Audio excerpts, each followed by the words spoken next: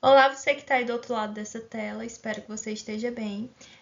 Eu sou a professora Diana Esté e hoje a gente vai estar dando continuidade aqui a mais um conteúdo de Química. Nós vamos aqui estar introduzindo o estudo da cinética química. E antes da gente iniciar propriamente o que é a cinética química, pode ser interessante para a gente ver um pouco sobre a etimologia da palavra. Tanto a palavra cinética, cinematografia, cinemática, se você for pesquisar a origem delas, você vai ver que elas têm um termo em comum, que é o cine, que é um termo de origem grega e ele significa justamente a questão do movimento, deslocamento.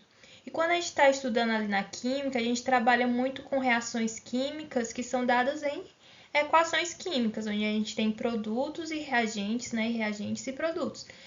E a gente observa sempre um deslocamento dentro dessa equação, né? Indo dos reagentes para os produtos. E com a cinética química, a gente vai conseguir estudar esses deslocamentos e conseguir medir a velocidade dessas reações, certo? Então, a cinética química ela vai ser justamente um estudo onde a gente vai trabalhar essas velocidades em que as reações acontecem. Então, como foi dito anteriormente, a gente vai ter que a cinética química ela vai estudar a velocidade das reações químicas e também vai trabalhar os fatores que vão alterar essa velocidade. Por quê? Porque a gente conhecendo esses fatores que alteram essa velocidade, a gente vai ter a possibilidade de controlar a taxa de desenvolvimento das reações, né? Controlar a velocidade delas, né? Tornando elas mais rápidas ou mais lentas, que é o que eu vou trazer aqui alguns exemplos no próximo slide. Então, a gente tem aqui, às vezes nos interessa acelerar uma reação. Então, aqui eu trouxe alguns exemplos onde foi interessante para o homem tornar a reação que ocorre naquela situação mais rápida. Então, aqui a panela de pressão, acredito que a maioria de vocês, pelo menos, já viu uma panela de pressão. É um utensílio que ajuda muito as donas de casa, né? Porque o alimento cozinha mais rápido. E esse alimento ele cozinha mais rápido dentro da panela de pressão, justamente porque ela é um sistema que foi criado para acelerar a reação de cozimento do alimento. Por quê? Porque dentro dela, esse aumento da pressão provoca com que a água ela consiga atingir temperaturas mais altas do que 100 graus Celsius sem sofrer ebulição, ou seja, sem passar do estado líquido para o estado gasoso. Porque a gente sabe que a água, né, ela tem o seu ponto de ebulição a 100 graus Celsius. Mas aí esse sistema onde há um aumento de pressão possibilita com que a água não sofra esse ponto de ebulição a 100 graus Celsius. E assim como a água vai atingir temperaturas mais altas, a gente vai ter um sistema, né, onde o alimento vai ser cozido mais rapidamente. Outro exemplo é aqui a questão dos airbags. A reação do airbag ele é dada por essa equação aqui, né, essa equação da reação, onde a gente tem o azoto de sódio reagindo com o óxido de ferro, certo? E aí ele produz, por exemplo, aqui o gás nitrogênio, que é o gás que infla essa bolsa, né? E aí, essa é uma reação que ela tem um determinado tempo para acontecer, mas só que dentro lá do carro, dentro do sistema do airbag, ele tem um sensor que vai notificar a desaceleração brusca de maiores de 16 quilômetros e que vai fazer com que seja liberada uma faísca, né, aquecendo essa reação para que ela ocorra mais rapidamente. Então, aqui a gente tem justamente duas situações onde o homem conseguiu estudar a possibilidade, né, ver o que afetava a velocidade daquela reação e assim interferir para que aquela reação ocorresse mais rapidamente, certo? Mas também vai existir situações onde é interessante para o homem com que aquela reação ocorra mais devagar. Né? Então, aqui eu trouxe mais dois exemplos, só que agora onde é interessante para a gente desacelerar aquela reação. Então, por exemplo, aqui o primeiro, retardamento da ferrugem utilizando produtos químicos e tintas especiais. A gente sabe que o ferro, né, os portões de ferro da sua casa, eles tendem a oxidar com o tempo. Mas aí você pode ir lá fazer, fazer o uso de tintas, né, e produtos químicos que retardem esse processo de oxidação do ferro. Isso vai fazer com que seu portão tenha uma maior durabilidade. Então, aqui já é uma reação, né, onde o ser humano interfere, né, nesse processo para que essa reação ocorra de forma mais lenta. Outro exemplo é o uso da geladeira, né? A gente sabe que a geladeira ela é usada justamente para conservar os alimentos. E essa conservação, né, se dá justamente porque o alimento em temperatura ambiente ele tende, né, a estragar, sofrer uma reação de decomposição. E aí você colocando ele na geladeira, esse alimento é resfriado, né, e esse abaixamento de temperatura, né, ajuda a conservar o alimento por mais tempo. Então, são duas situações onde a gente tem essa intenção de desacelerar a reação química, né, a fim de um objetivo que favoreça a gente. Bem, e aí como é que a gente calcula a velocidade dessa reação química? Na física, a gente costuma calcular a velocidade média também, só que lá a gente trabalha com uma grandeza que é caracterizada pela variação da posição de um corpo em determinado tempo. Então, lá a gente trabalha com a seguinte fórmula, que a velocidade média é igual à variação de espaço, né, o deslocamento, dividido pela variação do tempo, beleza?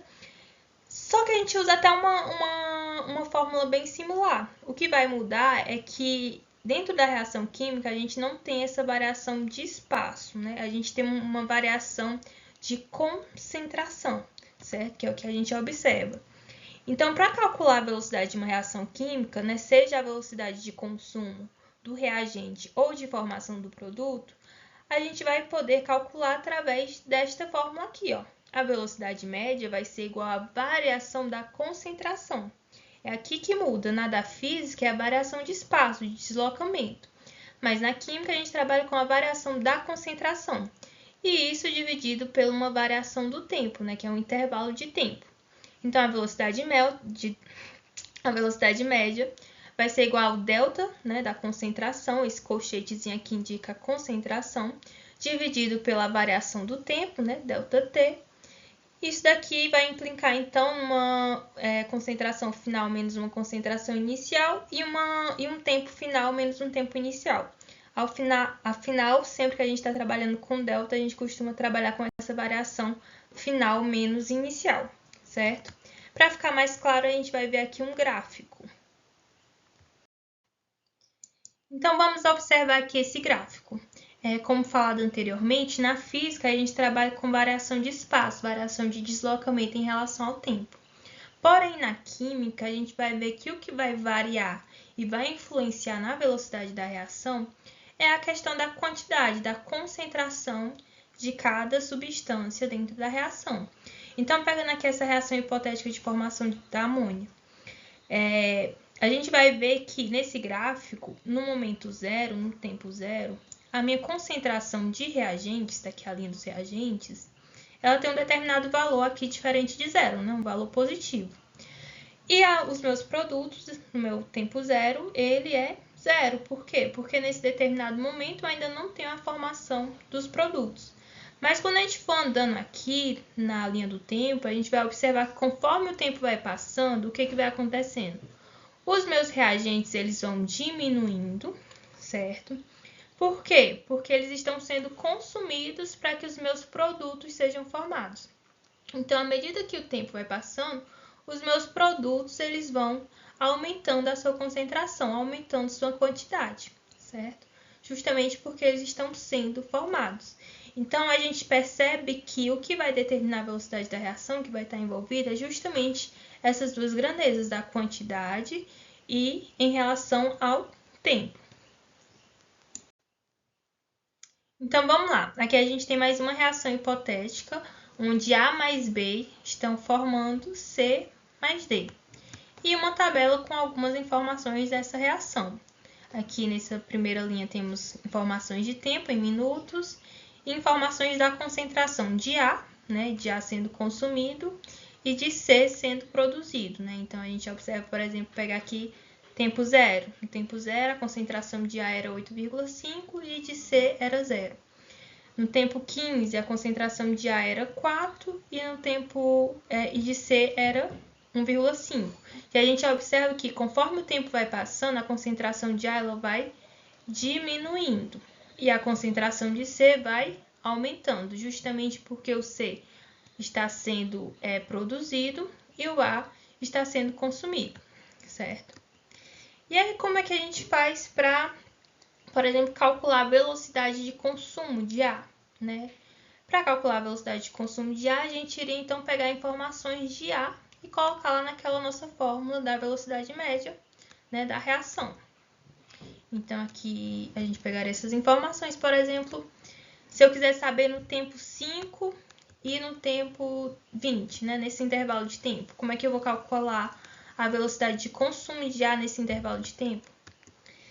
Bastaria eu pegar aqui a velocidade média igual a variação, né, da concentração de A em relação à variação de tempo. Então, variação de concentração final menos inicial. Então, eu pegaria aqui 2,5, né, que é a de concentração, menos 7,0. Aqui, ó, 2,5 menos 7,0. E dividiria pela variação do tempo, né, 20 menos 5, né, final menos inicial. Isso daria menos 4,5 dividido por 15. E aí aqui tem uma coisa muito interessante, porque quando você resolve aqui essa divisão, né, menos por mais, a gente tem que o resultado dá negativo, né, menos 0,3 mol por litro. Porém, a gente não pode trabalhar com velocidade negativa, porque não existe velocidade negativa. Então, sempre que a gente vai calcular a velocidade média, das reações químicas, a gente precisa colocar essa fórmula dentro do módulo, certo? Ficando desta forma aqui, que é para que o módulo torne esse sinal positivo e assim a gente tenha o resultado mais verídico, certo? Mais adequado, para não cair em erros conceituais. Então, vamos lá. Agora, para finalizar, a gente vai resolver uma questãozinha para sanar alguma dúvida que possa ter ficado. Então, vamos lá. Observe a seguir uma reação hipotética de decomposição. Então, a gente tem A se decompondo em B mais C. A variação de concentração do reagente em função do tempo está representada na tabela a seguir. Então, a gente tem aqui essa tabela, onde na primeira linha a gente tem os valores de concentração de A em relação aqui ao tempo. Beleza. Com base nos dados, qual a velocidade média de decomposição entre 3 e 5 minutos? Então, a gente vai só calcular a velocidade média. Como é que calcula mesmo? Vamos lá? Lembraram? Velocidade é igual ao módulo da variação da concentração dividido pela variação do tempo. Isso aí. Tá aqui, ó. Não pode esquecer do módulo.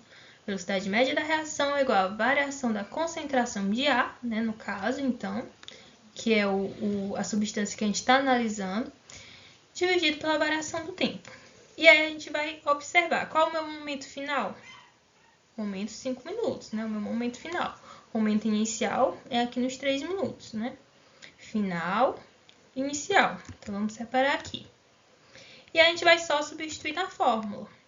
Né? A variação é o quê? Final menos inicial. Então, concentração final, 0,180, menos a concentração inicial, que é o 0,200, dividido pelo meu tempo final, 5, menos o tempo inicial, 3. E resolvendo essa continha, a gente tem um resultado de a velocidade média igual ao módulo de menos 0,02 dividido por 2. Daí é só resolver. E a gente tem que a velocidade média é igual a menos 0,01, certo? Tirando do módulo, velocidade é igual a 0,01. Então, bem simples, resposta então seria a letra A. Aqui está as referências. E é isso, espero que a aula tenha sido proveitosa e até uma próxima.